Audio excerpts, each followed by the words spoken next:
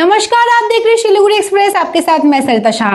आज सिलीगुड़ी के मदन मोहन मंदिर में भगवान जगन्नाथ के स्नान यात्रा के मौके पर एक खास कलश यात्रा निकाली गई। इसमें कई महिलाएं सिर पर कलश लेकर शामिल हुई थी।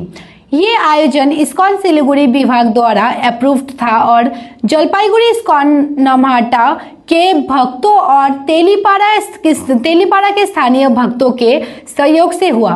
कलश यात्रा मदन मोहन मंदिर से शुरू होकर थाना मोड़, कदमतला, बेगुनतरी, दिन बाजार, समाजपाड़ा होते हुए करला नदी से बाबूघाट तक गई, जहां से जल भरकर फिर मंदिर में आकर यात्रा संपन्न हुई।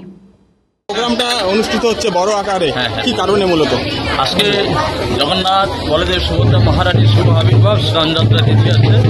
এই উপলক্ষে আজ শ্রী রাধা মদন মোহন মন্দির প্রাঙ্গণে মহা অভিষেক এবং আমাদের যে নতুন মন্দির হয়েছে মন্দিরে আমাদের মদন মোহন বিগ্রহ প্রতিষ্ঠা হবে, সেই উপলক্ষে আজকের এই মহৎ অনুষ্ঠান। তো আমাদের মায়েরা 108 জন কলসি নিয়ে বাবুঘাটে যাবেন, বাবুঘাট থেকে জল নিয়ে মহা অভিষেক হবে।